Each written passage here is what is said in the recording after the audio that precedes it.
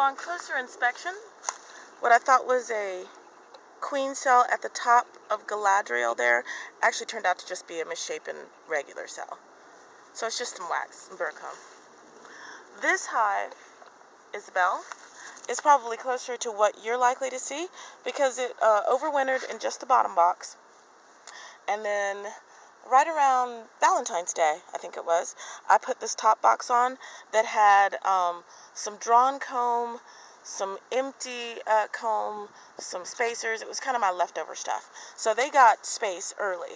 So this should be what you would expect to get if you're like getting a nuke or expecting to see eventually like 3 weeks to 4 weeks after you get your package. Again, I've off camera smoked the entrance. And what we hope to see when we take off this outer cover is bees all the way at the top. Yay! Bees all the way at the top. Can you see the bees all the way at the top? You can't. This one. Okay, so we're going to smoke them down a little bit. I'm going to take a little look at their progress.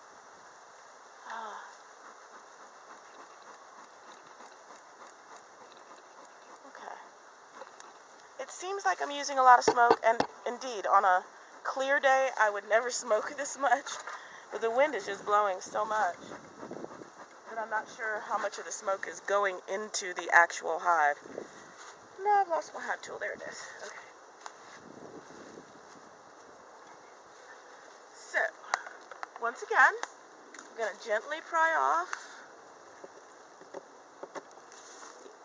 the inner cover. Oh, inner cover needs no prying because, again, this is a brand new box up here. Oh, they're covering the frames nicely. Okay, there shouldn't really be any propylization going on because they've only had this for a month.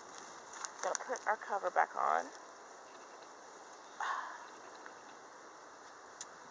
And I think a recommendation I would have for this kind of cover use is to sew some marbles or pennies or something into it as weights. Oh yeah, these are moving like butter, so the wind doesn't blow them off. So you see how much easier these frames are moving apart? That's because they're new. So I'm going to leave my frame tool here, my hive tool here. Okay. I'm just going to pull it up and see what they're doing up here. I do hope to see... Okay, so this was drawn comb. So they didn't draw this. This was drawn by bees of yore. And they're on it. I don't know what they're putting in it. I don't really see anything in there on the outside. But my eyes are old. There could be eggs in there or something for all I know.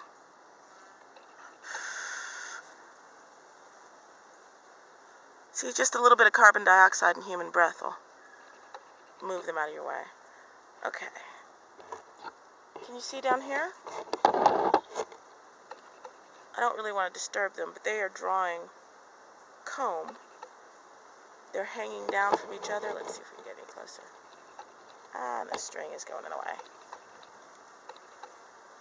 That's called festooning, where they kind of hang down from the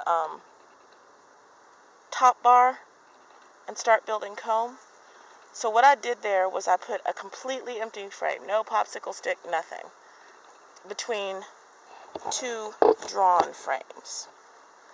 So I don't really want to play with that side anymore.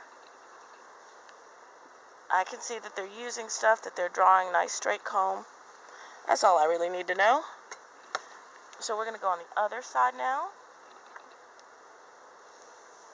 and see what they're doing on that side. Okay, once again, put my frame grabber there. Let's see what you can see.